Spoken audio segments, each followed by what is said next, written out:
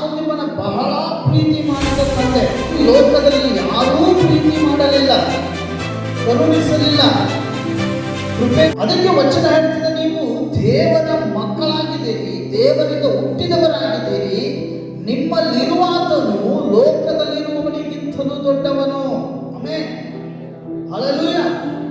ಪಕ್ಕದಲ್ಲಿ ಇರೋರು ಕೈ ಕೊಟ್ಟು ಹೇಳ್ರಿ, ನನ್ನಲ್ಲಿರುವಾತನು ಲೋಕದಲ್ಲಿರುವವನಿಗಿಂತಲೂ ಬಹಳ ದೊಡ್ಡವನು. ಆಮೆನ್. ದೊಡ್ಡ ವ್ಯಕ್ತಿ ಹತ್ರ, ದೊಡ್ಡವನ ಹತ್ರ ಏನಾದ್ರೂ ಕಮ್ಮಿ ಇರ್ತದ? ಯಾವ ವಿಷಯದಲ್ಲೂ ಕಮ್ಮಿ ಇರ್ತದ? ತಂದೆ ಏನ್ ಹೇಳಿದ್ರು? ನನ್ನ ಹೆಸರಿನ ಮೂಲಕವಾಗಿ ನೀನು ತಂದೆ ಹತ್ರ ಏನಾದರೂ ಕೇಳಿಕೊಂಡರೂ ತಂದೆಯು ನಿನಗೆ ಅದನ್ನ ಕೊಡುವನು. ಆಮೆನ್. ಎಷ್ಟೋ ಸಲ ರಾಂಗ್ ಪ್ರೇಯರ್ ಮಾಡಿದ್ದುಂಟಲ್ವಾ? ದೇವರ ವಾಕ್ಯಕ್ಕೆ ವಿರುದ್ಧವಾಗಿ, ದೇವರ ಚಿತ್ತಕ್ಕೆ ವಿರುದ್ಧವಾಗಿಯೂ ನಾವು ದೇವರ ಹತ್ರ ಪ್ರೇಯರ್ ಮಾಡಿ ಕೇಳಿದ್ದೇವೆ. ಕೊಟ್ಟ ದೇವರು ಕೊಟ್ಟ ದೇವರ ಆಶೀರ್ವಾದ ಮಾಡಿದ್ನ? ಯಾಕೆ ಮಾಡಲಿಲ್ಲ? ಮಗ ಏನ್ ಕೇಳ್ತಾ ಇದ್ದಾನೆ? ತಂದೆಗೆ ಇಷ್ಟ ಇಲ್ಲದೆ ಇರೋದನ್ನೇ ಮಗ ಕೇಳ್ತಾ ಇದ್ದಾನೆ. ನೋಡ್ರಿ, ಮಕ್ಕಳು ಬಂದ್ಬಿಟ್ಟು ಅಪ್ಪ ಅಪ್ಪ ಚಾಕ್ಲೇಟ್ ಕೊಡು ಅಂದ್ರೆ ಕೊಡ್ತೀರಿ, ಕರೆಕ್ಟಾ? ಕೊಡ್ತೀರೋ ಇಲ್ವೋ? ಅಪ್ಪ ಅಪ್ಪ ಐಸ್ ಕ್ರೀಮ್ ಕೊಡ್ರಿ ಅಂತಂದ್ರೆ ಕೊಡ್ತೀರಿ. ಅಪ್ಪ ಅಪ್ಪ ನನಗೆ ಪೆನ್ ಕೊಡಿಸು ಅಂದ್ರೆ ಕೊಡ್ತೀರಿ. ಅದೇ ಮಗ ಬಂದ್ಬಿಟ್ಟು ಅಪ್ಪ ಅಪ್ಪ ನನಗೆ ವಿಮಲ್ ಕೊಡಿಸು, ಗುಟ್ಕಾ ಕೊಡಿಸು ಅಂದ್ರೆ ಕೊಡಿಸ್ತೀರಾ? ಸಿಗರೇಟ್ ಕೊಡಿಸೋದು ಕೊಡಿಸ್ತೀರಾ? ಆಗ್ತದ ಕೊಡಿಸಕ್ಕೆ? ಇಲ್ಲ. ಹಂಗೆ ಬೈಬಲಲ್ಲಿಯೂ ಕೂಡ ಬರೆಯಲ್ಪಟ್ಟಿದೆ, ತಂದೆಯ ಚಿತ್ತದಂತೆ ನೀನು ನಡ್ಕೊಳ್ಳುವವನಾದರೆ ತಂದೆಯ ಹತ್ರ ಯೋಗ್ಯವಾಗಿ ಕೇಳ್ಕೋ. ಖಂಡಿತ ನಿನಗದ ಅವಶ್ಯಕತೆ ಇರಬೇಕು, ಅದು ಒಳಿತಿಗಾಗಿ ಇರಬೇಕು. ಅವಾಗ ದೇವರು ನಿಮ್ಮ ಪ್ರಾರ್ಥನೆಗೆ ಉತ್ತರ ಕೊಡ್ತಾರೆ. ಆಮೆನ್. ಈಗ ನೋಡ್ರಿ, ಉದಾಹರಣೆ ಹೇಳ್ತೇನೆ ನಾನು, ಅರ್ಥ ಮಾಡ್ಕೋಬೇಕು ನೀವು. ಈಗ ನನ್ನ ಹತ್ರ ಫೋನ್ ಇದೆ, ಚೆನ್ನಾಗಿದೆ, ಚಲೋ ವರ್ಕ್ ಆಗ್ತಾ ಇದೆ, ಎಲ್ಲ ಚಲೋ ಇದೆ. ಆದ್ರೂ ನಾ ಐಫೋನ್ ಕೇಳ್ತಾ ಇದ್ದೇನೆ, ಕೊಡ್ತಾನ ದೇವರು? ನೋ, ಕೊಡಲ್ಲ. ಯಾಕೆ? ಯಾವಾಗ ಒಂದು ಮಾತು ಹೇಳ್ತೇನೆ, ನಿಮ್ಮ ಹತ್ರ ಇದೆ ಆದ್ರೂ ನೀವು ದೇವರ ಹತ್ರ ಕೇಳ್ತೀರಿ. ನಿಮ್ಮ ಹತ್ರ ಇರಬಾರದು, ಅವಾಗ ನೀವು ದೇವರ ಹತ್ರ ಕೇಳ್ರಿ. ನಿಮಗೆ ಅವಶ್ಯಕತೆ ಇದೆ, ಖಂಡಿತ ಅದು ನಿಮಗೆ ಉಪಯೋಗಕ್ಕೆ ಬರ್ತದೆ, ದೇವರು ನಿಮಗೆ ಕೊಡ್ತಾನೆ. Amen, hallelujah. ಈಗ ಮನೆಯಲ್ಲಿ ಬೈಕ್ ಇದೆ, ಒಂದಿದೆ, ಹೊಸ ತಗೊಂಡ್ಬಂದಿದೆ, ಬೈಕ್ ಇದೆ. ಸ್ವಲ್ಪ ದಿನ ಕಳೆದ ಮೇಲೆ ನಾವು ದೇವರ ಹತ್ರ ಇನ್ನೊಂದು ಬೈಕ್ ಕೇಳ್ತೇವೆ, ದೇವರು ಕೊಡ್ತಾನೆ. ಯಾಕೆ? ಇದೆಯಲ್ಲ. ಆಯ್ತಪ್ಪ, ಈಗ ಬಾಡಿಗೆ ಮನೆಯಲ್ಲಿ ಜೀವನ ಮಾಡ್ತಾ ಇದ್ರಿ, ಸ್ವಂತ ಮನೆ ಇಲ್ಲ, ತಿಂಗಳ ಮಂತ್ಲಿ EMI ಕಟ್ತಾ ಇದ್ರಿ, ಸಾರಿ ಬಾಡಿಗೆ ಕೊಡ್ತಾ ಇದ್ದೀರಿ, ಕಷ್ಟ ಇದೆ. ನೀವು ದೇವರ ಹತ್ರ ಬಂದ್ಬಿಟ್ಟು, ತಂದೆ, ಪರಲೋಕದಲ್ಲಿರುವ ನನ್ನ ತಂದೆ, ನೀನು ವಚನ ಹೇಳದಂತೆ, ಸ್ವಾಮಿ ನೀನು ಏನಾದ್ರೂ ಕೇಳ್ಕೊಂಡು ನಾನು ಕೊಡ್ತೇನೆ ಅಂತ ಹೇಳಿದೆಯಲ್ಲ, ನನಗೆ ಭೂಲೋಕದಲ್ಲಿ ಒಂದು ಸ್ವಂತ ಮನೆ ಕೊಡಪ್ಪ ಅಂದ್ರೆ ದೇವ್ರು ಏನ್ ಮಾಡ್ಬೋದು? ಕೊಡ್ತಾನೆ. Amen, hallelujah. ಅದಕ್ಕೆ ಪ್ರಿಯರಾದ ಮಕ್ಕಳೇ, ನೀವು ದೇವರಿಂದ ಹುಟ್ಟಿದವರಾಗಿದ್ದೀರಿ. ನೀವು ಭೂಲೋಕಕ್ಕೆ ಸಂಬಂಧಪಟ್ಟವುಗಳನ್ನು ದೇವರ ಹತ್ರ ಕೇಳಬೇಡ್ರಿ, ಪರಲೋಕಕ್ಕೆ ಸಂಬಂಧಪಟ್ಟ ಆಶೀರ್ವಾದಗಳನ್ನು ಕೇಳ್ರಿ. Amen, amen. ಅದು ಮೋಸ ಇಲ್ಲದೆ ಇರೋದು, ಬಿಟ್ಟು ಹೋಗದೇ ಇರೋದು, 1000 ತಲೆಮಾರುಗಳವರೆಗೂ ನೆಲೆಯಾಗಿರುವಂತಹ ಆಶೀರ್ವಾದಗಳು. Amen, hallelujah. ಇದನ್ನ ನಾವು ಅರ್ಥ ಮಾಡ್ಕೋಬೇಕು. ಅದಕ್ಕೆ ಬೈಬಲ್ ಹೇಳ್ತದೆ, ವಾಕ್ಯ ಹೇಳ್ತಾ ಇದೆ, ಪ್ರಿಯರಾದವರೇ, ಲೋಕದಲ್ಲಿ ಇರುವವನಿಗಿಂತಲೂ ನಿಮ್ಮ ಒಳಗಡೆ ಇರುವ ಆತನು ಬಹಳ ದೊಡ್ಡವನಾಗಿದ್ದಾನೆ. ಆಮೆನ್, ಬಹಳ ದೊಡ್ಡವನಾಗಿದ್ದಾನೆ. ಆದ್ರೂ ನಾವು ಯಾರ ಹತ್ರ ಹೋಗಿ ಕೈ ಚಾಚ್ತೇವೆ? ಮನುಷ್ಯರ ಹತ್ರ ಅಲ್ವಾ? ಮತ್ತು ಹೋಗೋದು ಯಾರ ಹತ್ರ? ಮನುಷ್ಯರ ಹತ್ರ. ಪೈಸಾನೇ ಪೈಸಾದೆ, ಓನೇ ಓದೆ, ಏದೆ ಅಂತೇಳಿ ನಾವು ಜನರ ಹತ್ರ ಹೋಗ್ತೇವೆ. ಆದ್ರೆ ನಾವು ಮೊದಲು ಕರ್ತನ ಬಳಿಗೆ ಬರೋದಿಲ್ಲ. ನೋಡ್ರಿ, ಅರ್ಥ ಮಾಡ್ತಾರೆ. ಪೇತ್ರನು ರಾತ್ರಿ ಎಲ್ಲ ಬಲೆ ಎಸೆದ, ಕರೆಕ್ಟ್, ಬಲೆ ಎಸೆದ. ಅವನಿಗೆ ಏನ್ ಸಿಗಬೇಕಾಗಿತ್ತು? ಬಲೆ ಎಸೆದ್ರೆ ಮೀನುಗಳು ಸಿಗಬೇಕಾಗಿತ್ತು. ಅವನಿಗೆ ಮೀನು ಸಿಕ್ಕರೆ ಅವನು ಏನ್ ಮಾಡ್ತಾನೆ? ಮಾರ್ಕೆಟಿಗೆ ಮೀನನ್ನ ಮಾರ್ತಾನೆ. ಮಾರಿದ ಮೇಲೆ ಅವನಿಗೆ ಏನ್ ಬರ್ತದೆ? ಹಣ ಬರ್ತದೆ. ಹಣ ತಗೊಂಡು ಏನ್ ಮಾಡ್ತಾನೆ? ಸಂತೆ ಮಾಡ್ತಾನೆ. ಸಂತೆ ತಗೊಂಡು ಎಲ್ಲಿಗೆ ಹೋಗ್ತಾನೆ? ಮನೆಗೆ ಹೋಗ್ತಾನೆ. ಮನೆಗೆ ಹೋದ್ರೆ ಸಂತೆ ಏನ್ ಮಾಡ್ತಾರೆ? ಎಲ್ಲ ಅಡಿಗೆ ಮಾಡಿ ಮನೆಯಲ್ಲಿ ಎಲ್ಲರೂ ಕೂತ್ಕೊಂಡು ಊಟ ಮಾಡ್ತಾರೆ. ಕರೆಕ್ಟಾ? ಹೌದು. ಹಾಗಾದ್ರೆ ರಾತ್ರಿ ಎಲ್ಲ ಬಲೆ ಎಸೆದ ಪೇತ್ರ, ಅವನಿಗೆ ಮೀನೇ ಸಿಗ್ಲಿಲ್ಲಪ್ಪ. ಈಗ ಅವನಿಗೆ ಏನು ಅವಶ್ಯಕತೆ ಇದೆ? ಮೀನಿನ ಅವಶ್ಯಕತೆ ಇದೆ. ಆದರೆ ಅವನಿಗೆ ಏನು ಸಿಗದೇ ಇದ್ದಾಗ, ಅವನು ದುಃಖಕ್ಕೆ ತಳ್ಳಲ್ಪಟ್ಟಾಗ, ತಿರುಗಿ ಮನೆಯವರಿಗೆ ಮುಖ ತೋರಿಸದೇ ಇರುವ ಸ್ಥಿತಿಗೆ ಬಂದಾಗ ಅವನ ಸಹಾಯಕ್ಕಾಗಿ ಯಾರು ಬಂದರು? ನಿಜವಾದ ಯೇಸು ಸ್ವಾಮಿ ಕರ್ತನ ದೇವರು ಬಂದರು. ಆಮೇಲೆ ಇದು ದೇವರ ಕಾರ್ಯ. ಅವನ ಹತ್ರ ಇದ್ದಾಗ, ಅವನ ಹತ್ರ ಮೀನು ಸಿಕ್ಕಿದ್ರೆ ಸ್ವಾಮಿ ಬರ್ತಿದ್ರ? ಸಮಯ ಸಂದರ್ಭಗಳನ್ನು ದೇವರೇ ಸೃಷ್ಟಿ ಮಾಡಿದ್ದಾರೆ. ಅದಕ್ಕೆ ಅನುಗುಣವಾಗಿ ನಾವು ಬದುಕಬೇಕು. ಅರ್ಥ ಮಾಡ್ಕೋರಿ. ಯೇಸು ಸ್ವಾಮಿ ಬಂದ್ರು, ಅವನ ಡೋಣಿಯಲ್ಲಿ ಕುತ್ಕೊಂಡ್ರು. ಮೊದಲು ಅವನ ನಂಬಿಕೆಯನ್ನು ಗಳಿಸಿಕೊಳ್ಳಿಕ್ಕೆ ಮೊದಲು ಅವನ ಕಣ್ಣಾರೆ ಕಾಣುವ ರೀತಿಯಲ್ಲಿ ದೇವರ ಅದ್ಭುತ ಮಾಡಿದ್ರು. ಆಮೇಲೆ ಅಂದ್ರೆ ಪೇತ್ರನ ಮುಂದೆ ಬಂದು ನಿಂತ್ಕೊಂಡು ತಕ್ಷಣನೇ ನಾನು ದೇವರು ಅಂತ ಹೇಳಿದ್ರೆ ಪೇತ್ರ ನಂಬ್ತಿದ್ದ? ಇಲ್ಲ. ಮೊದಲೇ ಸ್ವಾಮಿ ಏನ್ ಮಾಡ್ದ? ಪೇತ್ರನೇ, ನಾನು ಹೇಳುವ ಸ್ಥಳಕ್ಕೆ ನಿನ್ನ ಡೋಣಿಯನ್ನ ನಡೆಸು. ಹಲ್ಲೆಲೂಯಾ. ಹಾಗಾದ್ರೆ ಅವನು ಫಸ್ಟ್ ತಗೊಂಡೋಗಿದ್ದ ರೂಟ್ ಬೇರೆ ಇತ್ತು. ದೇವರು ಬಂದು ಕುಟ್ಕೊಂಡ ಮೇಲೆ ದೇವರು ತಗೊಂಡು ಹೋದ ದಾರಿ ಬೇರೆ ಇತ್ತು. ಆಮೇಲೆ ಹಲ್ಲೆಲೂಯಾ. ಕೆಲವೊಂದು ಆಶೀರ್ವಾದಗಳನ್ನ ನಮ್ಮ ಹಠದಿಂದ, ನಮ್ಮ ಬಲದಿಂದ, ನಮ್ಮ ಬುದ್ಧಿಯಿಂದ, ಶಕ್ತಿಯಿಂದ ಪಡ್ಕೊಳ್ಳಿಕ್ಕೆ ಹೋಗ್ತೇವೆ. ಖಂಡಿತ ಅದು ಸಿಗೋದಿಲ್ಲ. ಹಲ್ಲೆಲೂಯಾ. ಹಲ್ಲೆಲೂಯಾ. ಸಿಗ್ತದೇನ್ರಿ? ಸಿಗಲ್ಲ.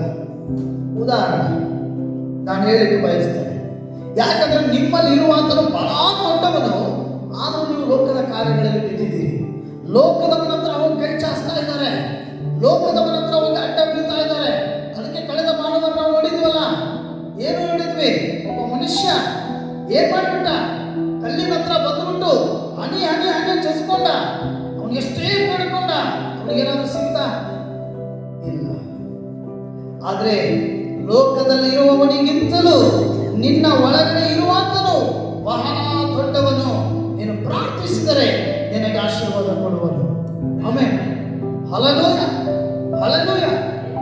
ಅದಕ್ಕೆ ತಪ್ಪಾದ ಪ್ರಾರ್ಥನೆಗಳನ್ನು ನಾವು ಮಾಡಬಾರದು, ತಪ್ಪಾದ ಅರಿಕೆಗಳನ್ನು ನಾವು ಮಾಡಬಾರದು. ಯಾಕಂದ್ರೆ ಅದರಿಂದ ಆಶೀರ್ವಾದ ಬರೋದಿಲ್ಲ. ಸೈತಾನ ನಮ್ಮ ಪ್ರಾರ್ಥನೆಗಳ ವಿರುದ್ಧವಾಗಿ ಹೋರಾಡ್ತಾನೆ. ತಪ್ಪಾದ ಶಬ್ದಗಳಿಂದ ಪ್ರಾರ್ಥನೆ ಮಾಡ್ತಾನೆ. ನೋಡ್ರಿ, ನಾವು ಎಷ್ಟೋ ಜನ ಪ್ರೇಯರಲ್ಲಿ ಅವ್ನು ರಂಗಾಗಲಿ ಅಂತಿರ್ಬೋದು, ಅಥವಾ ಅವ್ನು ಕೇಡಾಗ್ಲಿ ಅಂತಿರ್ಬೋದು, ಅಥವಾ ಬಾಯಿತನದಿಂದ ಮನಸ್ಸಿನಿಂದ ಅವನಿಗೆ ಕೇಡು ಬಯಸಿರ್ಬೋದು. ಇದ್ಯಾವುದು ಕರ್ತನಿಗೆ ಮೆಚ್ಚುಗೆಯಾದ ಪ್ರಾರ್ಥನೆ ಅಲ್ಲ. ಹಲ್ಲೆಲೂಯಾ. ಹಲ್ಲೆಲೂಯಾ. ಇದು ದೇವರಿಗೆ ಬೇಕಾದ ಪ್ರಾರ್ಥನೆ ಅಲ್ಲ. ಇದು ಸೈತಾನನಿಗೆ ಸಂಬಂಧಪಟ್ಟ ವಿಚಾರಧಾರೆಗಳು. ಯಾವತ್ತೂ ಕೂಡ ಹೇಳ್ತಾರೆ. ಯಾಕಂತಂದ್ರೆ ಒಂದು ತಪ್ಪು 1000 ತಪ್ಪುಗಳಿಗೆ ಜನ್ಮ ಕೊಡೋದಾದ್ರೆ 1000 ತಪ್ಪುಗಳು ಲಕ್ಷಗಳಿಗೆ ಜನ್ಮ ಕೊಡ್ತದೆ.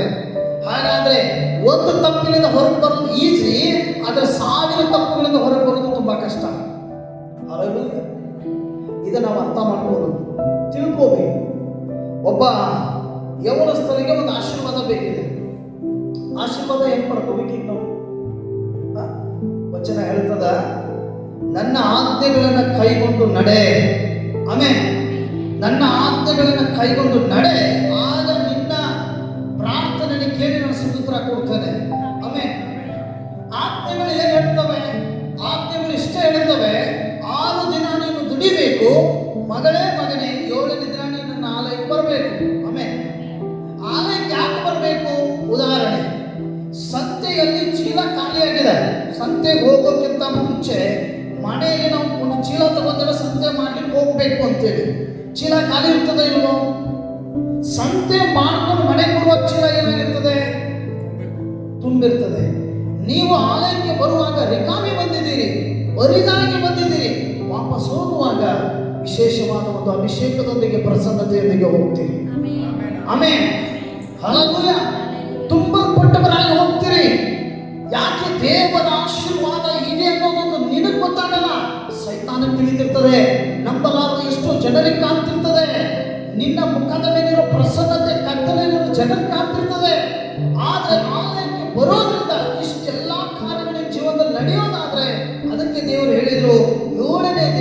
ಕುಟುಂಬವಾಗಿ ನನ್ನ ಆಲಯದಲ್ಲಿರು. ಆಮೇಲೆ ಆ ಯೌವನಸ್ಥರಿಗೆ ಆಶೀರ್ವಾದ ಬೇಕು. ನಾನು ಹೇಳಿದೆ, ನಿನಗೆ ದೇವ್ರು ಯಾಕೆ ಆಶೀರ್ವಾದ ಕೊಡ್ಬೇಕು? ಈಗ ನೋಡ್ರಿ, ಒಂದು ಸ್ಥಾನಕ್ಕೆ ನಾನು ಹೋಗ್ಬೇಕಾಗಿದೆ. ಆ ಸ್ಥಾನಕ್ಕೆ ಹೋಗ್ಲಿಕ್ಕೆ ಉದಾಹರಣೆ ಯಾರೋ ಒಬ್ಬರು ಒಂದು ಕುರ್ಚಿ ಮೇಲೆ ಕುಂಡಿರ್ಬೇಕಾಗಿದೆಪ್ಪ. ಈಗ ಕುರ್ಚಿ ಮೇಲೆ ಕುಂಡಿರ್ಬೇಕಂದ್ರೆ ಒಬ್ಬ ಅಧಿಕಾರಿ ಇರ್ತಾನಲ್ಲಿ, ಆಯ್ಕೆ ಮಾಡ್ಕೊಳ್ಳೋನು, ಆರಿಸ್ಕೊಳ್ಳೋನು. ಅರ್ಥ ಮಾಡ್ಕೊರಿ, ಅವ್ರನ್ನ ಕೆಲಸದ ಮೇಲೆ ನೇಮಕ ಮಾಡೋನು ಅಧಿಕಾರಿ ಇರ್ತಾನೆ. ಅವನು ವಿಶ್ವಾಸಿ ಅಲ್ಲ.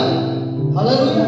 ಅವನು ವಿಶ್ವಾಸಿ ಅಲ್ಲ, ಅವನು ದೇವರ ನಂಬದವನಲ್ಲ, ಅವನು ದೇವರ ಬಗ್ಗೆ ಗೊತ್ತಿಲ್ಲ. ಈಗ ಸೈತಾನ ಅವನ ಜೊತೆ ಇರ್ತಾನೋ ಇಲ್ವೋ?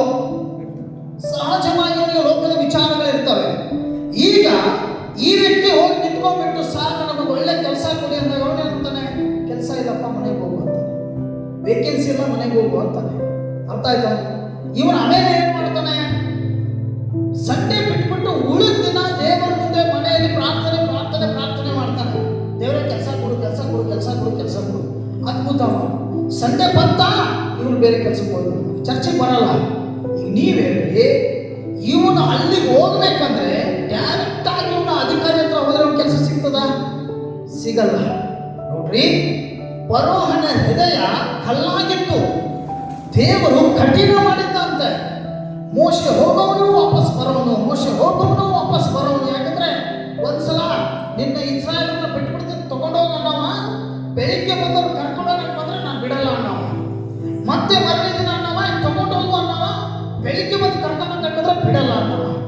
ಹೀಗೆ ಫರೋಹನ ಹೃದಯ ಕಠಿಣವಾಗಿಬಿಟ್ಟಿತ್ತು. ಹಾಗೆ ಈ ಮೋಶೆ ಯಾರ ಹತ್ರ ಹೋಗ್ತಿದ್ದ? ದೇವರ ಹತ್ರ ಹೋಗ್ತಿದ್ದ. ದೇವರು ಕೇಳುತ್ತಿದ್ದ, ದೇವರು ಹೇಳ್ತಿದ್ದ, ಹಂಗೆ ಮೋಶೆ ಮಾಡ್ತಿದ್ದ. ಆಮೇಲೆ ಕೊನೆಗೆ ಮೋಶೆಗೆ ವಿಜಯ ಸಿಕ್ತು. ಆಮೇಲೆ ಇಸ್ರಾಯೇಲನ್ನು ಬಿಡಿಸಿಕೊಂಡು ಕನಾನ್ ದೇಶಕ್ಕೆ ಪ್ರಯಾಣ ಬೆಳೆಸ್ದ. ಈಗಲೂ ನಾನು ಹೇಳ್ತೇನೆ, ನೀನು ವ್ಯಕ್ತಿಯ ಮೇಲೆ ಅವಲಂಬನೆ ಆಗಬೇಡ, ಹಣದ ಮೇಲೆ ಅವಲಂಬನೆ ಆಗಬೇಡ. ನೀನು ಕರ್ತನ ಮೇಲೆ ನಂಬಿಕೆ ಇಟ್ಟು ಮೊಣಕಾಲೂರಿ ಆ ಸ್ಥಾನವನ್ನು ಏರಿ ಹೋಗ್ಲಿಕ್ಕೆ ಪ್ರಯತ್ನ ಪಡು. ಆಮೇಲೆ ಯಾಕಂದ್ರೆ ವಚನ ಹೇಳ್ತದ, ನೀನು ದೇವರಿಂದ ಹುಟ್ಟಿದವನಾದ ಕಾರಣ ತಂದೆ ಅರ್ಥ ಮಾಡ್ಕೊಂಡು ನೀವು ಏನು ಕೇಳಿದ್ರೆ ಅದನ್ನು ಕೊಡಲಿಕ್ಕೆ ಸಿದ್ಧನಾಗಿದ್ದಾನೆ. ಆದ್ರೆ ನಿಮ್ಮ ತಂದೆ ಹತ್ರ ಬರ್ತಾ ಇಲ್ಲ, ನೀವು ಪ್ರಾರ್ಥನೆ ಮಾಡ್ತಾ ಇಲ್ಲ, ನಿಮ್ಮ ಅರಿಕೆಗಳನ್ನು ದೇವರ ಮುಂದೆ ಹೇಳ್ತಾ ಇಲ್ಲ. ನೀವು ಹೋಗಿ ನಿಮ್ಮ ಬುದ್ಧಿಯಿಂದ, ಇವತ್ತು ನೋಡ್ರಿ, ಒಬ್ಬ ಕಂಪ್ನಿ ಸೂಪರ್ವೈಸರ್ ಫೋನ್ ಮಾಡತ್ತಾನೆ, ನಾಳೆ ಸಂಡೆ ರಜೆ ಇಲ್ಲ, ನಿನಗೆ ಬರಲೇಬೇಕು, ಏನಾದರೂ ಬಿಟ್ಬಿಟ್ರೆ ನಿನಗೆ ಮರುದಿನದಿಂದ ಕೆಲಸಕ್ಕೆ ತಗೊಳ್ಳಲ್ಲ. ನೋಡ್ರಿ, ಎಷ್ಟೋ ಜನ ವಿಶ್ವಾಸಗಳು ಬ್ಯಾಲೆನ್ಸ್ ಮಾಡ್ತಾ ಇದ್ದಾರೆ. ಹೀಗೆ ಬ್ಯಾಲೆನ್ಸ್ ಮಾಡ್ತಾ ಇದ್ದಾರೆ. ಏನ್ ಗೊತ್ತಾ? ಇಲ್ಲಿ ಸಂಡೆ ಪ್ರೇಯರು ಬಿಡಂಗಿಲ್ಲ, ಇಲ್ಲಿ ಕೆಲಸನೂ ಬಿಡಂಗಿಲ್ಲ. ಉದಾಹರಣೆ, ಈಗ ದೇವರ ಮೇಲೆ ಅವಲಂಬನೆ ಆಗಿ ಪರ್ಮನೆಂಟ್ ಕೆಲಸಕ್ಕಾಗಿ ಪ್ರೇಯರ್ ಮಾಡ್ತವನೆ. ಆದ್ರೆ ಸಂಡೇ ದಿನ ಇತ್ತೊಂದು ಕಾಲಿಟ್ಟಿದ್ದಾನೆ ಕಂಪ್ನಿಗೆ ಹೋಗ್ಲಿಕ್ಕೆ. ಈಗ ಸಂಡೇ ದಿನ ಕಂಪ್ನಿಗೆ ಹೋಗ್ತಾನೆ, ಮಿಕ್ಕಿದ ದಿನ ಸಂಡೇ ಸಿಗೋ ರಜನೆ ಅವನಿಗೆ ಬುಧವಾರ ದಿನ ಗುರುವಾರ ದಿನ ಕೊಡ್ತಾನೆ. ಅರ್ಥ ಆಯ್ತಾ? ಸೈತಾನ ಪ್ಲಾನ್ ಹೇಗಿದೆ ಗೊತ್ತಾಯ್ತಾ ನಮಗೆ? ಉದಾಹರಣೆ ಏನು ಗೊತ್ತಾ? ಅತಂತ್ರ ಸ್ಥಿತಿಯಲ್ಲಿ ಇರೋದೇ ಸೈತಾನನ ಪ್ಲಾನ್. ಇದು ಯಾವತ್ತೂ ಯಾವುದರ ಮೇಲೆ ನೀನು ಅವಲಂಬನೆ ಆಗಬಾರ್ದು, ದೃಢವಾಗಿ ನೀನು ನಿಲ್ಲಬಾರ್ದು. ಯಾಕಂದ್ರೆ ಲೋಕದಲ್ಲಿ ನೋಡಿಬಿಟ್ಟು ನಿನ್ನ ಒಳಗಡೆ ದೊಡ್ಡವನು, ಅದು ನಿನಗೆ ಇನ್ನೂ ಗೊತ್ತಾಗ್ತಾ ಇಲ್ಲ. ಅದು ಸೈತಾನಿಗೆ ಗೊತ್ತಾಗಿದೆ. ಹಾಗಾಗಿ ಸೈತಾನ ಏನ್ ಮಾಡ್ತಾ ಇದ್ದಾನೆ? ಕೆಲವೊಬ್ರು ಎಂತಾರು ಇದಾರೆ ಗೊತ್ತಾ? ಇಲ್ಲಿಂದ ಜಿಗಿದು ಬಿಟ್ರೆ ಡೈರೆಕ್ಟ್ ಗೌರ್ಮೆಂಟ್ ನೌಕರಿನೇ ಜಿಗಿದ್ರು, ಅಲ್ಲಿವರೆಗೂ ಇಲ್ಲಿ ಕಾಲು ಕೀಳುವಂಗಿಲ್ಲ. ಮತ್ತು ಸಂಡೇ ಪ್ರೇಯರು ಬೇಕು, ಕಂಪ್ನಿ ಕೆಲಸನೂ ಬೇಕು, ಗೌರ್ಮೆಂಟ್ ಜಾಬು ಬೇಕು.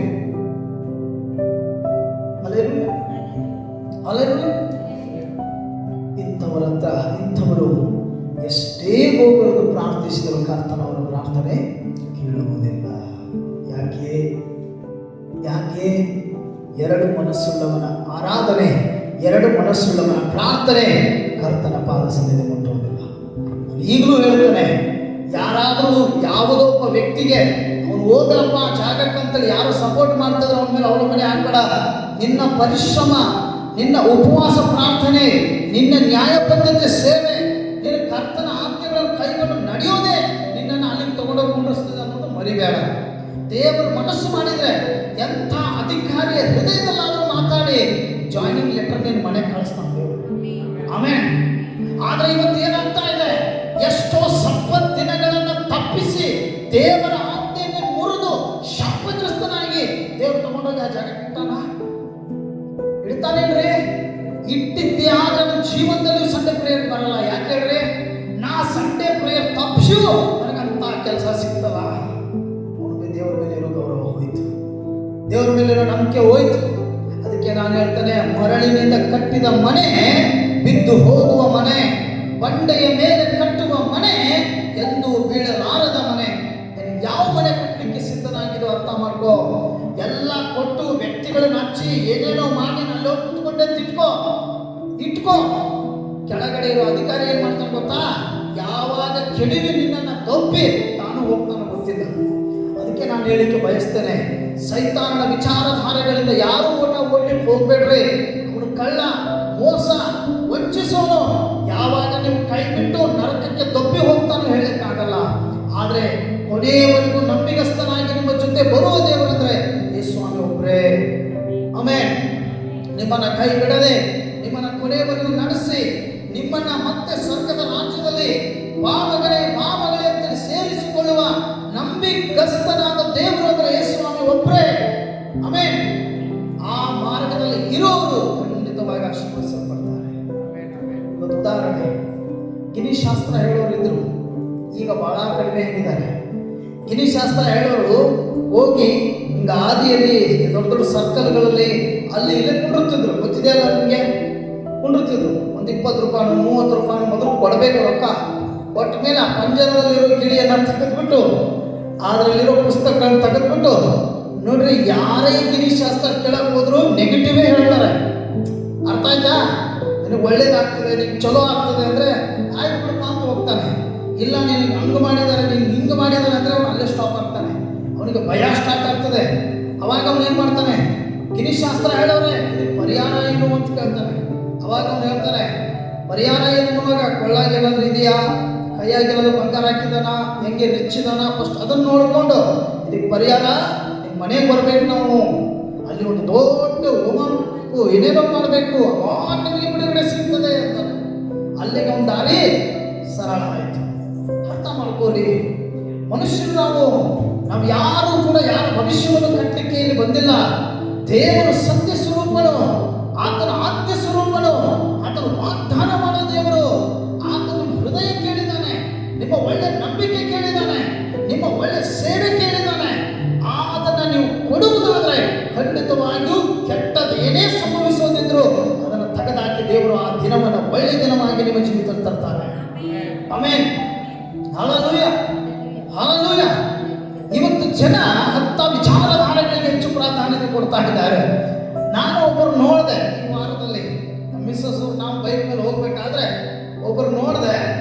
ಒಬ್ಬ ಸ್ತ್ರೀ ಹಾದಿಯಲ್ಲಿ ಹಾದು ಹೋಗೋರ್ನೆಲ್ಲರನ್ನು ನಿಮ್ಮ ಭವಿಷ್ಯ ಹೇಳ್ತಾನೆ, ಬನ್ನಿ ಬನ್ನಿ ಅಂತೇಳಿ ಕರೆದ್ಬಿಟ್ಟು ನಿಮಗೆ ಹಂಗೆ ಮಾಡಿದ್ದಾರೆ ಹಿಂಗೆ ಮಾಡಿದ್ದಾರೆ ಅಂತ ಹೇಳ್ಬಿಟ್ಟು ಅವ್ರಿಗೆ ಭಯ ಹುಟ್ಟಿಸಿ, ಅರ್ಥ ಮಾಡ್ಕೋರಿ, ಅವರನ್ನ ಆಕರ್ಷಣೆ ಮಾಡಿಕೊಂಡು ತಂದಿಟ್ಕೊಂಡು ತಗೋತಾ ಇದ್ದಾರೆ, ಸೆಳ್ಕೋತಾ ಇದ್ದಾರೆ. ಅದರ ಬಗ್ಗೆ ಪೌಲನ ಕುರಿತು ಬರ್ತದೆ.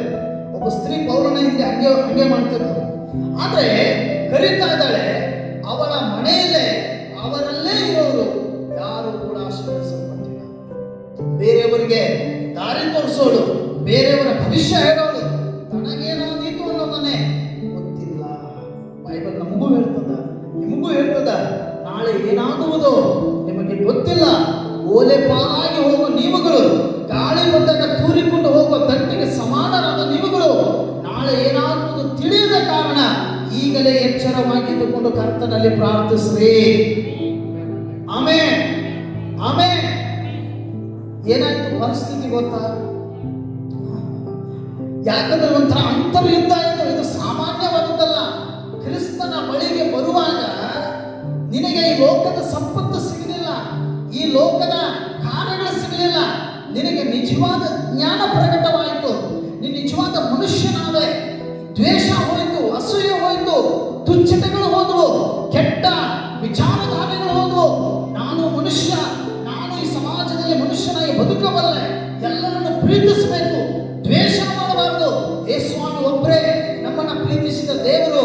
ಜಾತಿ ಭೇದ ಭಾವಗಳನ್ನು ಮರೆತು ಎಲ್ಲ ಮಾನವ ಕುಲಕ್ಕಾಗಿ, ನಮ್ಮ ಪಾಪಗಳಿಗಾಗಿ ರಕ್ತ ಸುರಿಸಿ ಶಿಲುಬೆ ಮೇಲೆ ಗಾಯಗಳನ್ನು ಮಾಡಿಕೊಂಡು ಸತ್ತು ಮತ್ತೆ 3ನೇ ದಿನ ಎದ್ದು ಬಂದ ದೇವರಂದ್ರೆ ಅದು ಯೇಸುಸ್ವಾಮಿ. ಸ್ವಾಮಿ ಒಬ್ಬರೇ ಆಗಿದ್ದಾರೆ. ಆತನಂತಹ ದೇವರನ್ನ ನಂಬಲಿಕ್ಕೆ, ಅಂತ ಶ್ರೇಷ್ಠ ಸ್ವಚ್ಛವಾದ ಧರ್ಮದ ಮಾರ್ಗದಲ್ಲಿ ನಡೆಯಲಿಕ್ಕೆ ನಾವು ನೀವು ಬಂದಿದ್ದೇವೆ. ಆಮೆನ್. ಹಲ್ಲೆಲೂಯಾ. ಯೇಸು ಸ್ವಾಮಿ ತೆರೆದ ಹೃದಯ. ಯಾಕೆಂತಂದ್ರೆ ಆತನು ಬದುಕಿದ 33 ವರ್ಷಗಳ ಕಾಲದಲ್ಲಿ ಎಷ್ಟೋ ಜನರನ್ನ ಆತನು ಪ್ರೀತಿಯಿಂದ ಅಂಗೀಕರಿಸಿದ್ದಾನೆ. ನೋಡ್ರಿ, ಕುಷ್ಠರೋಗ ಹತ್ತಿದ ಒಬ್ಬ ಮನುಷ್ಯ ಸಾವಿರಾರು ಜನ ಸೇರಿದ ಜಾಗದಲ್ಲಿ ಬರ್ತಾನೆ ಯೇಸು ಸ್ವಾಮಿನ ಭೇಟಿ ಆಗ್ಬೇಕಂತೇಳಿ. ಅವನು ಬರ್ತಾ ಇರಬೇಕಾದ್ರೆ ಆ ಕುಷ್ಠ ನನಗೂ ಹತ್ತಿ ನಾನು ಕುಷ್ಠರೋಗಿ ಉಳ್ಳವನಾಗಿಬಿಟ್ಟೇನೋ ಅಂತೇಳಿ ಹೆದರಿ ಅವನು ಬರೋದು ನೋಡಿ ಎಲ್ಲ ಚೆನ್ನಾಗಿಂದ ಓಡಿ ಹೋಗ್ತಾರೆ. ಅವನಿಗೆ ಅಂತ ಎಷ್ಟೋ ಅವಮಾನಗಳು ಜೀವನದಲ್ಲಿ ಅವನು ಸಹಿಸಿಕೊಂಡಿದ್ದಾನೆ. ಆದರೆ ಅವನಿಗೊಂದು ನಿರೀಕ್ಷೆ, ಅವನಿಗೊಂದು ನಂಬಿಕೆ, ಯಾರೂ ಪ್ರೀತಿಸದೇ ಇರೋ ನನ್ನನ್ನ ಪ್ರೀತಿಸುವಂತ ಒಬ್ಬ ದೇವ ಮಾನವ ಈ ಭೂಮಿಯ ಮೇಲೆ ಬಂದಿದ್ದಾನೆ ಅನ್ನೋದನ್ನ ಅರ್ಥಕೊಂಡು ಅವನನ್ನ ಭೇಟಿಯಾಗಲಿಕ್ಕೆ ಯೇಸುಸ್ವಾಮಿ ಜೊತೆ ಆತನು ನೋಡ್ಲಿಕ್ಕೆ, ಯೇಸುಸ್ವಾಮಿ ನೋಡ್ಲಿಕ್ಕೆ ಆತನ ಆ ಸ್ಥಳಕ್ಕೆ ಬರ್ತಾನೆ. ಯೇಸುಸ್ವಾಮಿ ಏನ್ ಮಾಡ್ತಾರೆ ಗೊತ್ತಾ? ಏನ್ ಮಾಡ್ತಾರೆ? ಉದಾಹರಣೆ, ಯಾರಾದ್ರೂ ಒಬ್ಬ ಕುಷ್ಠರೋಗಿ ನಿಮ್ಮ ಹತ್ರ ಬಂದ್ರೆ ನೀವು ಅವನ ಜೊತೆ ಹೆಂಗ್ ವರ್ತಿಸ್ತೀರಿ?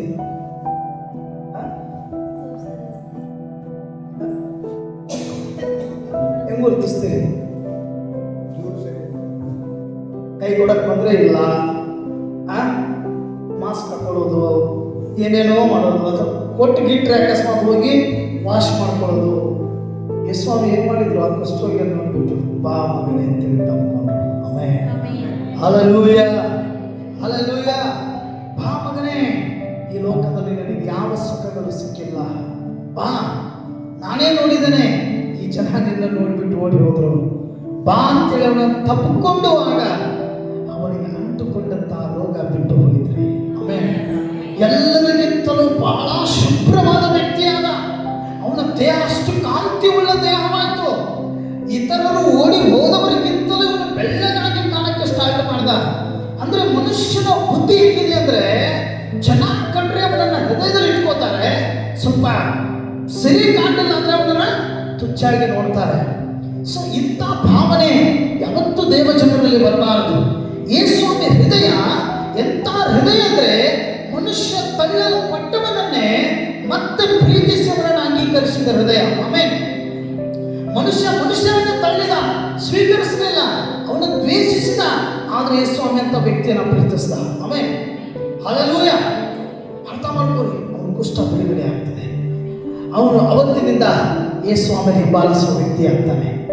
ಅರ್ಥ ಮಾಡ್ಕೊಳ್ಳಿ, ನಾವು ಸಹ ಯಾವುದೋ ಕಡು ಪಾಪಗಳಲ್ಲಿ ಬಿದ್ದು ಯಾವುದೋ ನರಕಕ್ಕೆ ಹೋಗ್ಬೇಕಾದ ನಾವುಗಳು ಇವತ್ತು ಇಷ್ಟು ಸುರಕ್ಷಿತವಾದ ಸ್ಥಳದಲ್ಲಿ ನಾವು ಜ್ಞಾನವಂತರಾಗಿ ಬದುಕ್ತಾ ಇದ್ದೇವೆ ಅಂತಂದ್ರೆ ಅದಕ್ಕೆ ಕಾರಣ ಬೈಬಲ್ ಆಗಿದೆ. ಆಮೇಲೆ ಸತ್ಯವೇದದ ಪ್ರತಿಯೊಂದು ವಚನಗಳಾಗಿದ್ದಾವೆ. ಅದಕ್ಕೆ ಸ್ಪಷ್ಟೀಕರಣ ಕೊಡ್ತದೆ. ನೀವು ದೇವರ ಮಕ್ಕಳು, ದೇವರಿಂದ ಹುಟ್ಟಿದವರು, ದೇವರಿಂದ ಆರಿಸಲ್ಪಟ್ಟವರು. ಆ ದೇವರು ನಿಮ್ಮನ್ನ ಕ್ರಯ ಕೊಟ್ಟು ಈಗಾಗಲೇ ತಗೊಂಡಿದ್ದಾನೆ. ಅರ್ಥ ಮಾಡ್ಕೊಳ್ರಿ. ಒಂದು ಉದಾಹರಣೆ ಕೊಡ್ತೇನೆ ನಿಮಗೆ. ಏನಪ್ಪಾ ಅಂತಂದ್ರೆ, ಒಬ್ಬ ತಂದೆಗೆ ತಾಯಿಗೆ ಒಬ್ಬ ಮಗ ಹುಟ್ಟಿದ್ದಾನೆ. ಹುಟ್ಟಿದ್ರೆ ಮಗನನ್ನ ಪ್ರೀತಿಸ್ತಾರೆ, ಬೆಳೆಸ್ತಾರೆ. ಬೆಳೆಸಿದ ಮೇಲೆ ಮಗ ದೊಡ್ಡವನಾದಾಗ ತಂದೆ ತಾಯಿ ಮಾತು ಕೇಳಿದೆ, ಸ್ನೇಹಿತರ ಮಾತು ಕೇಳಿಬಿಟ್ಟು ಅವನು ತಂದೆ ತಾಯಿಯನ್ನೇ ಬಿಟ್ಬಿಟ್ಟು ಆ ಮನೆಯನ್ನೇ ಬಿಟ್ಬಿಟ್ಟು ಹೋಗ್ಬಿಡ್ತಾನೆ. ಆಗ ಅವನಿಗೆ ಯಾರಿಗೆ ದುಃಖ ಆಗ್ತದೆ ಹೇಳ್ರಿ? ತಂದೆ ತಾಯಿಗೆ ದುಃಖ ಆಗೋದಪ್ಪ, ಮಗ ಬಿಟ್ಟೋದ, ಇಷ್ಟು ಚೆನ್ನಾಗಿ ಬೆಳೆಸಿದ್ವಿ, ಇಷ್ಟು ಪ್ರೀತಿ ಕೊಟ್ಟಿದ್ವಿ, ಬಿಟ್ಟೋದ ಅಂತೇಳಿ. ಅರ್ಥ ಮಾಡ್ಕೊಳ್ರಿ.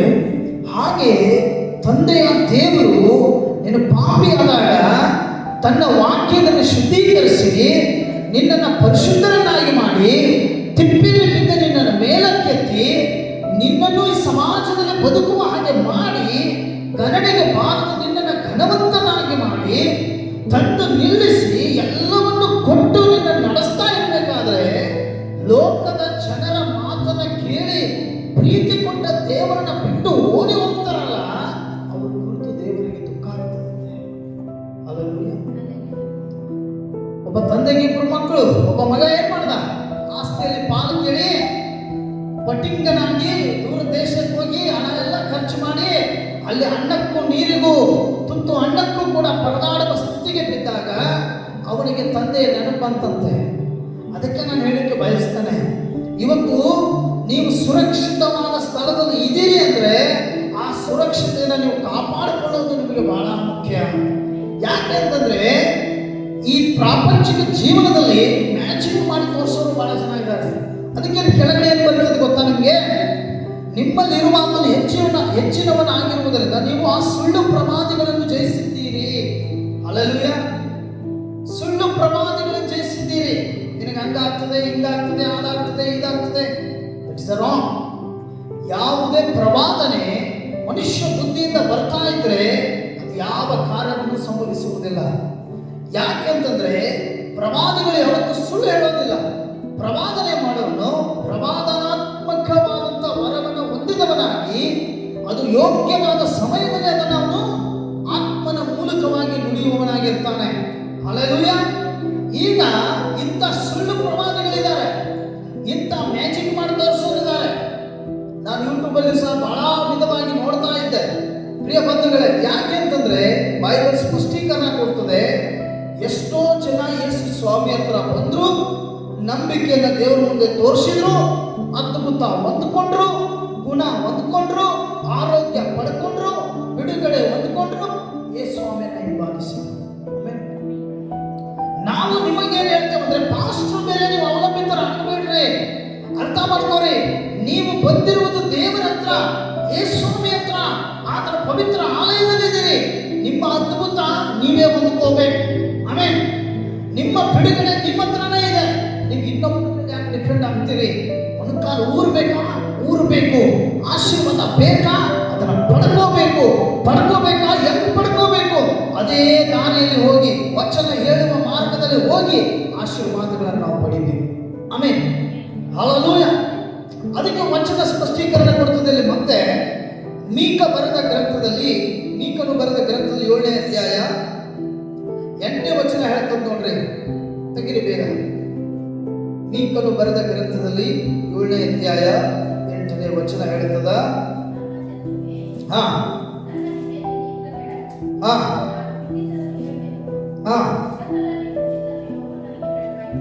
ಆಮೆನ್.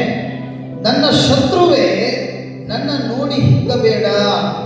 ನಾನು ಬಿದ್ದಿದ್ದರೂ ನಾನು ಆರಾಧಿಸುವ ದೇವರ ಮೇಲೆ ಕೆತ್ತಾರಂತೆ. ಆಮೆನ್. ಹಲ್ಲೆಲೂಯಾ. ನೋಡಿ ವಚನ ಹೇಳ್ತದೆ, ನನ್ನ ಶತ್ರುವೇ ನನ್ನ ವಿಷಯದಲ್ಲಿ ಹಿಗ್ಗಬೇಡ. ನಾನು ಬಿದ್ದಿದ್ದರೂ ಮತ್ತೆ ಹೇಳುವೆನು, ಕತ್ತಲಲ್ಲಿ ಕೂತಿದ್ದರೂ ಯೆಹೋವನು ನನಗೆ ಬೆಳಕಾಗಿರುವನು. ಆಮೆನ್. ಹಲ್ಲೆಲೂಯಾ. ಇವತ್ತು ನಿಮ್ಮ ಶತ್ರುಗಳಿಗೆ ಇನ್ನೂ ತಿಳಿಯಲಾರದ ಒಂದು ಗುಟ್ಟಿದೆ. ಅದೇನು ಗೊತ್ತಾ? ನೀವೀಗ ಬಿದ್ದುಬಿಟ್ರಿ, ಎಲ್ಲ ಮುಗೀತೀಗ, ಇವ್ರು ಮತ್ತೆ ಮೇಲೇಳಕ್ಕಾಗಲ್ಲ ಅಂತೇಳಿ ಖುಷಿ ಪಡೋರು, ಹೃದಯದಲ್ಲಿ ಸಂತೋಷ ಪಡೋರಿಗೆ ಗೊತ್ತಿಲ್ಲ ಬಿದ್ದಿದ್ದರು ನನ್ನ ದೇವ್ರು ನನ್ನ ಮೇಲೆ ಕೆತ್ತಾನೆ ಅಂತೇಳಿ. ಆಮೇಲೆ ಕತ್ತಲಲ್ಲಿದ್ರು ಅಂತ ನಾನು ಬೆಳಕಾಗಿದ್ದಾನೆ ಅನ್ನೋದು ನಿನ್ನ ಶತ್ರುವಿಗೆ ಇನ್ನೂ ತಿಳಿದಿಲ್ಲ. ಯಾಕೆಂದ್ರೆ ಕತ್ತಲು ತುಂಬಿದ ಈ ಲೋಕಕ್ಕೆ ಆತನೇ ನಿಜವಾದ ಬೆಳಕಾಗಿ ಬಂದನು. ಆಮೇಲೆ ಇವತ್ತು ನಿನಗೆ ಅನಿಸ್ತಾ ಇರ್ಬೋದು, ನನ್ನ ಜೀವನ ಹಿಂಗಾಯ್ತು ಹಂಗಾಯ್ತು, ಎಲ್ಲರೂ ಕೈ ಬಿಟ್ಟು ಹೋದ್ರು, ಅದಾಯ್ತು ಇದಾಯ್ತು ಅಂತೇಳಿ. ಎಲ್ಲ ಆದ್ಮೇಲೆನೆ, ಎಲ್ಲ ಮುಗಿದ ಮೇಲೆನೆ ನಿನಗೆ ಒಂದು ಸತ್ಯದ ಸುವಾರ್ತೆ ತರಬಹುದು. ಆಮೇಲೆ ಆ ಸುವಾರ್ತೆ ಯಾವಾಗ ನಿನಗೆ ತಿಳಿತದೋ ಅವಾಗ ಆ ಬೆಳಕು ನಿನ್ನ ಮೇಲೆ ಬೀಳುತ್ತದೆ.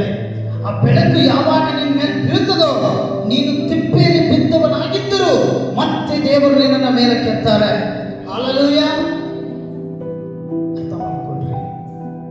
ಒಂದಿನ ಒಬ್ಬ ಸ್ನೇಹಿತ ಏನಾಯ್ತಪ್ಪ ಅಂತಂದ್ರೆ, ಅವನು ಬಹಳ ಫ್ರೆಂಡ್ಸ್ ಇಟ್ಕೊಂಡಿದ್ದ, ಬಹಳ ಜನರೊಂದಿಗೆ. ಇವನ ಹತ್ರ ಹಣ ಇರ್ತಿತ್ತು, ಎಲ್ಲ ಇರ್ತಿತ್ತು, ಜ್ಞಾನನೂ ಇತ್ತು ಅಂತೇಳಿ ಎಲ್ಲ ಫ್ರೆಂಡ್ಸ್ಗಳು ಮತ್ತೆ ಫೋನ್ ಮಾಡಿದ್ರೆ ತಕ್ಷಣ ಬಂದ್ಬಿಡೋರು. ಇವನು ಬಂದಾಗ ಒಂದ್ಸಲ ಅವ್ರು ಖರ್ಚು ಮಾಡೋನು, ಎಲ್ಲ ಮಾಡೋನು. ಬರ್ತಾ ಏನಾಗ್ಬಿಡ್ತು ಅಂದರೆ ಇವನ ಆದಾಯ ಎಲ್ಲ ಕುಸಿತಾ ಹೋಯ್ತು. ಕುಸಿತಾ ಹೋದಂಗೆ ಆಮೇಲೆ ಇವನಿಗೆ ಒಂದು ದಿನ ಸಮಸ್ಯೆ ಆಗಿಬಿಡ್ತದೆ. ಸಮಸ್ಯೆ ಆದಾಗ ಅವನು ಹೋಗ್ತಾ ಎಲ್ಲೋ ಬಿದ್ದುಬಿಟ್ಟು ಗಾಯ ಮಾಡ್ಕೊತಾನೆ. ಗಾಯ ಆದಾಗ ಫ್ರೆಂಡ್ಸ್ಗಳಿಗೆ ಫೋನ್ ಮಾಡ್ತಾನೆ, ನೀ ಬಾರಪ್ಪ ಹಿಂಗಾಗಿದೆ. ನಿಮ್ಮ ಒಬ್ಬನು ಹೇಳ್ತಾನೆ, ಇಲ್ಲ ನಾನು ತುಂಬ ದೂರ ಬಂದಿದ್ದೇನೆ, ಅಲ್ಲಿ ಬೇರೆಯವನಿದಾನಲ್ಲ ಅವ್ನಿಗೆ ಹಚ್ಚು ಅಂತ. ಅವನಿಗೆ ಹಚ್ಚಿದ್ರೆ ಇಲ್ಲ ನಾನು ಸ್ವಲ್ಪ ಬೇರೆ ಕೆಲಸದ ಮೇಲೆ ನಾನು ಕೆಲಸಕ್ಕೆ ಬಂದಿದ್ದೇನೆ, ನಾನು ಸಾಯಂಕಾಲ ಡ್ಯೂಟಿ ಮುಗಿತದೆ, ಸಾಯಂಕಾಲ ಬರ್ತದೆ. ಇನ್ನೊಬ್ಬನಿಗೆ ಹಚ್ತಾನೆ, ಅವ್ನು ಫೋನ್ ಮಾಡಿದರೆ ಅವನ ಫೋನ್ ಸ್ವಿಚ್ ಆಫ್ ಆಗಿರ್ತದೆ. ನೋಡ್ರಿ, ಅವನು ಬಿದ್ದಂಥವನಿಗೆ ಒಂದು ಸತ್ಯ ತಿಳಿತದೆ. ಏನು ಗೊತ್ತಾ, ನಾನು ಬದುಕಿದ ಕೆಲವೊಂದು ಹಿಂದಿನ ದಿನಗಳು, ನನ್ನ ಹತ್ರ ಇಷ್ಟು ಸ್ನೇಹಿತರಿದ್ದಾರೆ, ಬಲಕ್ಕಿದ್ದಾನೆ, ಎಡಕ್ಕಿದ್ದಾನೆ, ಹಿಂದೆ ಇದ್ದಾರೆ, ಮುಂದೆ ಇದ್ದಾರೆ, ಪ್ರಾಣ ಕೂಡ ಸ್ನೇಹಿತ ಇದ್ದಾನೆ, ಅಂಜುವ ಅವಶ್ಯಕತೆ ಇಲ್ಲ, ಹೆದರುವ ಅವಶ್ಯಕತೆ ಇಲ್ಲ ಅಂತೇಳಿ ಧೈರ್ಯವಾಗಿ ಮುಂದೆ ಹೋಗ್ತಿದ್ದ. ಈಗ ಅವನಿಗೆ ಅರ್ಥ ಆಗ್ತದೆ, ಈ ಸಮಯದಲ್ಲಿ ನಾನು ಬಿದ್ದಿದ್ದೇನೆ, ಮೇಲಕ್ಕೆತ್ತಕ್ಕೆ ನಾನು ಯಾರು ಫೋನ್ ಮಾಡಿದ್ರು ಯಾರು ಬರ್ತಾ ಇಲ್ಲ. ಅವಾಗ ಅವ್ನಿಗೆ ಗೊತ್ತಾಯ್ತು, ನಾನು ಬಿದ್ದಿದ್ದೇನೆಂದ್ರೆ ನಾನೇ ಮೇಲೆ ಇರಬೇಕು, ಎಬ್ಸಕ್ಕೆ ಯಾರು ಬರಲ್ಲ. ಹಲ್ಲೆಲೂಯ, ಯಾರೂ ಬರಲ್ಲ. ನೀನು ಬಿದ್ದಿದ್ರೆ ನೀನೇ ಮೇಲೆ ಇರಬೇಕು. ಅದಕ್ಕೆ ಸ್ವಾಮಿ ಹೇಳ್ತಾರೆ, ತಿಪ್ಪೆಯಲ್ಲಿ ಬಿದ್ದ ನಿನ್ನನ್ನ ನಾನು ಮೇಲಕ್ಕೆ ಎತ್ತುತ್ತೇನೆ. ಆಮೇಲೆ ಹಲ್ಲೆಲೂಯ. ಆ ಸಮಯದಲ್ಲಿ ನಿನ್ನ ಸಹಾಯಕ್ಕೆ ಬರೋನು ಸಾಕ್ಷಾತ್ ಯೇಸು ಸ್ವಾಮಿ ಆಗಿದ್ದಾರೆ. ಆತನು ನಿನಗೆ ಗೊತ್ತು ಗುರಿ ಇಲ್ಲದ, ಪರಿಚಯ ಇಲ್ಲದ ವ್ಯಕ್ತಿಯನ್ನ ಇಮಿಡಿಯೇಟ್ಲಿ ಅದು ಕಳಿಸ್ತಾನೆ ದೇವರು.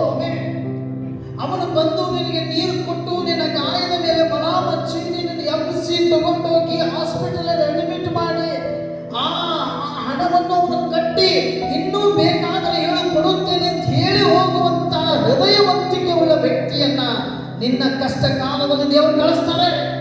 Amen, hallelujah.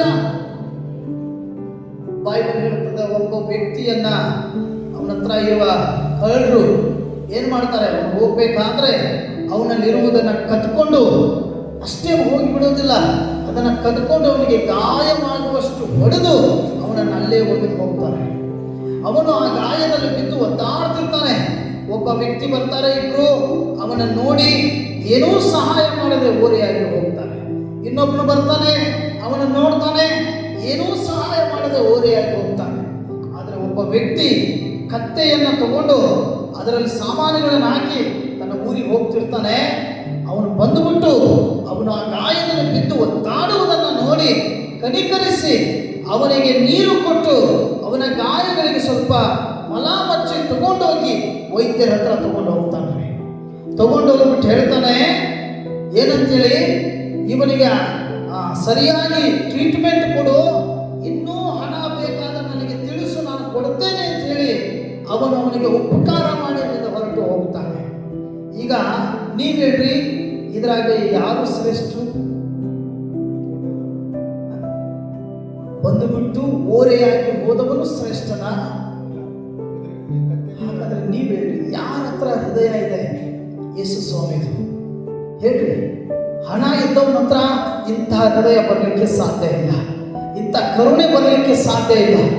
ಏನು ಇಲ್ಲದವನ ಹತ್ರನೇ ಒಂದು ತುಂಡು ರೊಟ್ಟಿ ನಿನಗೆ ಸಿಗಬಹುದು, ಅದು ಸತ್ಯ. ಏನು ಇಲ್ಲದವನ ಅನ್ನದಲ್ಲೇ ಒಂದು ತುತ್ತು ಅನ್ನ ಸಿಗ್ಬೋದು ಹೊರತು ಎಲ್ಲ ಇದ್ದವನ ಹತ್ರ ಹೋದ್ರೆ ಅವನ ಮನೆಯಲ್ಲಿ ಇಲ್ಲ, ಖಾಲಿಯಾಗಿದೆ, ನಾಳೆ ಬಾ ಅಂತಾರೆ. ಹಲ್ಲೆಲೂಯ. ಅದಕ್ಕೆ ಬೈಬಲ್ ಹೇಳ್ತದ, ನಾನು ಬಿದ್ದಿದ್ದರೂ ಶತ್ರುವೇ ನೆನಪಿಟ್ಕೋ, ನನ್ನ ದೇವರು ನನ್ನ ಮೇಲೆ ಕೆತ್ತಾರೆ. ನಾನು ಕತ್ತಲೆಯಲ್ಲಿದ್ದರೂ ಶತ್ರುವೇ ನೆನಪಿಟ್ಕೋ, ಮತ್ತೆ ಆ ದೇವರ ಬೆಳಕು ನನ್ನ ಮೇಲೆ ಬೀಳುತ್ತದೆ. Amen, hallelujah.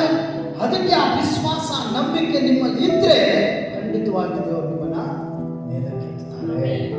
ಕೀರ್ತನೆಯಲ್ಲಿ 3ನೇ ಅಧ್ಯಾಯ 5ನೇ ವಚನ, 3ನೇ ಅಧ್ಯಾಯ 5ನೇ ವಚನ, ಕೀರ್ತನೆ ಬರೆದ ಗ್ರಂಥದಲ್ಲಿ ಓದ್ರಿ. 3ನೇ ಅಧ್ಯಾಯ 5ನೇ ವಚನ.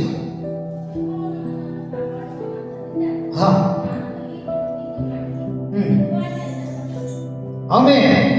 ಯೆಹೋವನು ನನ್ನನ್ನು ಕಾಪಾಡುವವನಾದ್ದರಿಂದ ನಾನು ಮಲಗಿಕೊಂಡು ನಿದ್ದೆ ಮಾಡಿ ಸುಖವಾಗಿ ಎಚ್ಚರಗೊಂಡೆನು.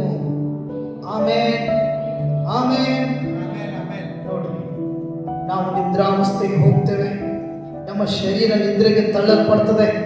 ಒಂದು ಮಾತು ನೆನಪಿರಲಿ, ಇಡೀ ದಿನ ದುಡಿದ ಮನುಷ್ಯ, ಕೆಲಸ ಮಾಡಿ ಬಂದ ಮನುಷ್ಯ, ದೇಹ ಕ್ಷಣ ಕ್ಷಣಕ್ಕೂ ರಾತ್ರಿ ಆದ ಹಾಗೆ ನಿಮ್ಮನ್ನ ವಿಶ್ರಾಂತಿಗೆ ತಳ್ಳೋ ಹಾಗೆ ಮಾಡ್ತದೆ. ಹಲ್ಲೆಲೂಯ. ಆದರೆ ಒಂದು ನೆನಪಿಟ್ಕೋರಿ, ನಾವು ನಿದ್ದೆ ಮಾಡಿ ಬೆಳಿಗ್ಗೆ ಎದ್ದಿದ್ದೇವೆ ಅಂದ್ರೆ ಅದು ದೇವರ ಕೃಪೆ. ಅದೇ ಕೀರ್ತನೆ 91ನೇ ಅಧ್ಯಾಯ ಹೇಳ್ತದ, ಕತ್ತಲೆಯಲ್ಲಿ ಸಂಚರಿಸುವ ವಿಪತ್ತಿಗೂ ಹಾನಿಕರವಾದ ಮಧ್ಯಾಹ್ನದ ಕೇಡಿಗೂ ಅಂಜ ಕಾರಣವಿಲ್ಲ. ಅಂದ್ರೆ ಕತ್ತಲೆಯಲ್ಲಿ ಸಂಚರಿಸುವ ವಿಪತ್ತುಗಳಿದಾವೆ, ಅಂತ ಆತ್ಮಗಳಿದಾವೆ. ಯಾರ ಮೇಲೆ ಯಾವ ವಿಧದಲ್ಲಿ ಸೈತಾನ ಟಾರ್ಗೆಟ್ ಮಾಡಲಿಕ್ಕೆ ಸಿಂಹದೋಪಾದಿಯಲ್ಲಿ ಅವರನ್ನ ಘರ್ಜಿಸಿ ಭಯಪಡಿಸಿ ಅವರ ಮೇಲೆ ಬಲ ಎಸೆದು ಅವ್ರನ್ನ ಕಟ್ಟಿ ಹಾಕಬೇಕು ಅಂತಲೇ ತಂತ್ರಗಳನ್ನು ಹಣಿತಾ ಇರ್ತಾನೆ, ಯಾರಿಗೂ ಗೊತ್ತು. ಆದರೆ ನೀನು ಮಲಗಿಕೊಳ್ಳುವ ಹಾಸಿಗೆ ಸುತ್ತಲೂ ಆತನ ರಕ್ತ ಇದೆ ಅನ್ನೋದಕ್ಕೆ ನೀನು ಸುಖವಾಗಿ ಮಲ್ಕೊಂಡು ಮತ್ತೆ ಬೆಳಿಗ್ಗೆ ಎದ್ದೆ. ಎದ್ಮೇಲೆ ಏನ್ ಮಾಡಿದೆ? ಎದ್ದಿದ್ದೆ ಎಷ್ಟು ಗಂಟೆಗೆ? ಬೆಳಿಗ್ಗೆ. ಅಂದ್ರೆ ಯಾವ ಸಮಯ? ಬೆಳಿಗ್ಗೆ ಅಂದ್ರೆ ನಿಮ್ಮ ಪ್ರಕಾರ ಯಾವ ಸಮಯ? 6 ಗಂಟೆ. ಅಕ್ಕ 6 ಗಂಟೆಗೆ ಹೇಳ್ತಾರಲ್ಲ, ನನಗೆ ಹೇಳ್ಬೇಕಾ? 6 ಗಂಟೆ ಅರ್ಥ ಮಾಡ್ಬೋದು. 6 ಗಂಟೆ ಬೆಳಗಿನ ಸಮಯದ ಸೂರ್ಯೋದಯ ಆಗ್ತಾ ಇರ್ತದೆ. ದಾವೀದನ ವಚನ ಹೇಳ್ತದ, ಇನ್ನು ಸೂರ್ಯ ಉದಯಿಸುವುದಕ್ಕಿಂತ ಮುಂಚೆನೆ ನಾನು ನಿನ್ನ ಪ್ರಸನ್ನ ಮುಖವನ್ನು ನೋಡುವೆನು. ಎಷ್ಟು ಜನ ದಾವೀದನ ಹಾಗೆ ಪ್ರಾರ್ಥನೆ ಮಾಡಲಿಕ್ಕೆ ಬಂದು ದೇವರ ಪ್ರಸನ್ನ ಮುಖವನ್ನು ನೋಡಲಿಕ್ಕೆ ಪ್ರಯತ್ನ ಮಾಡಿದ್ದೀರಿ? ಸೂರ್ಯ ಉದಯಿಸುವುದಕ್ಕಿಂತ ಮುಂಚೆ. ಮಾಸ್ಟರ್, ಜಾಬ್ ಸಲುವಾಗಿ ಪ್ರೇಯರ್ ಮಾಡ್ರಿ, ಪರ್ಮನೆಂಟ್ ಆರ್ಡರ್ ಬರಲಿ ಅಂತ ಪ್ರೇಯರ್ ಮಾಡ್ರಿ, ಫೈನಾನ್ಷಿಯಲಿ ಬೆಳಿಲಿ ಅಂತ ಪ್ರೇಯರ್ ಮಾಡ್ರಿ, ಮಾಡಿ ಪರ್ಸನ್ ಪ್ರೇಯರ್. ನೀ ಏನ್ ಮಾಡ್ತಾ ಇದ್ದೀವಿ? 10 ಗಂಟೆಗೆ ಹೇಳತ್ತ ಬೆಳಿಗ್ಗೆ 10 ಗಂಟೆಗೆ ಎದ್ದು 11 ಗಂಟೆಯಿಂದ ಮುಂದಿನ ಕೆಲಸ. ತಾಯಿ ಸೋಮಾರಿ ಆದ್ರೆ ಮಕ್ಕಳು ಏನಾಗ್ತಾರಂತೆ? ಜ್ಞಾನವಂತರಾಗ್ತಾರ. ತಾಯಿ ಸೋಮಾರಿ ಆದ್ರೆ ಮಕ್ಕಳು ಜ್ಞಾನವಂತರಾಗಬೇಕಲ್ಲ, ಆಗ್ತಾ ಬಿಡ್ರಿ. ಮಕ್ಕಳಿಗೆ ತಾಯಿನೇ ಮೊದಲ ಗುರು. ಈಗ ತಾಯಿನೇ ಮೊದಲ ಗುರು ಯಾವುದಕ್ಕೆ? ಮಲ್ಕೊಳ್ಳಕ್ಕೆ. 10 ಗಂಟೆ ಕೇಳಕ್ಕೆ ತಾಯಿನೇ ಮಕ್ಕಳಿಗೆ ಮೊದಲ ಗುರು. ಎದಕ್ಕೆ? 10 ಗಂಟೆ ಕೇಳಕ್ಕೆ. ಇದ ಜೀವನ? ನಾನು 10 ಗಂಟೆಗೆ ಎದ್ದು ಬಿಟ್ಟು ಮೊಣಕಾಲು ಹೋಗ್ಬಿಟ್ಟು ಬಹಳ ಶ್ರೇಷ್ಠ ಸ್ವಚ್ಛ ಹೃದಯದಿಂದ ಪ್ರಾರ್ಥನೆ ಮಾಡದಿದ್ರೆ ನನ್ನ ದೇವ್ರ ಪ್ರೇಯರ್ ಕೇಳ್ದ ಅಂತ ನೀನು ಭಾವಿಸ್ಬೇಡ. ನೋ, ನಿನ್ನ ಬುದ್ಧಿ, ನಿನ್ನ ವಿಚಾರ, ನಿನ್ನ ತಿಳುವಳಿಕೆ ನಿನಗೆ ಹಂಗೆ ಮಾಡಿಸ್ತಾ ಅಷ್ಟೇ. ನಂಬಾಚಾರ ಬೈಬಲ್ ಏನು ಹೇಳ್ತದ? ಯಾವಾಗ ಪ್ರೇಯರ್ ಉತ್ತರ? ಯಾವಾಗ? ದಾವೀದ ಯಾವಾಗ ಎದ್ದು ಪ್ರೇಯರ್ ಮಾಡ್ತಿದ್ದ? ಬೆಳಿಗ್ಗೆ ಸೂರ್ಯ ಉದಯಿಸುವುದಕ್ಕಿಂತ ಮುಂಚೆನೆ ನಾನು ಬಂದು ಪ್ರಸನ್ನ ಮುಖವನ್ನು ನೋಡುವೆನು. ಆಮೇಲೆ ಆಮೇಲೆ ಪ್ರಾಬ್ಲಮ್ ಏನಾಗ್ತಾ ಇದೆ ಹೇಳ ನಿಮಗೆ? ಅವಾಗಿನ ಕಾಲದ ಪೂರ್ವಿಜ ಜನರು ಎಷ್ಟು ಗಂಟೆಗೆ ಕೊಂಡ್ಕೊತಿದ್ರು ರಾತ್ರಿ?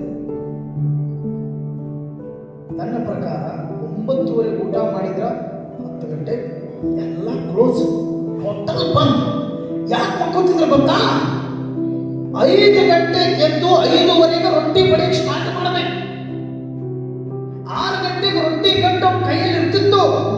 6:30 7 ಗಂಟೆಗೆ ಅಂದ್ರೆ ಅವನು ಹಾಲು ಹಿಂಡಬೇಕು, ಹೊಲಕ್ಕೆ ಹೋಗಿ ಮೇವು ಹಾಕಬೇಕು. ಇದು ಒಂದು ದಿನ ಅಲ್ಲ, ಪ್ರತಿ ದಿನವೂ ಸಹ ಆತನು ಹೇಳಲೇಬೇಕು. ಅರ್ಥ ಆಗ್ತಾ ಇದೆ ನಿಮಗೆ?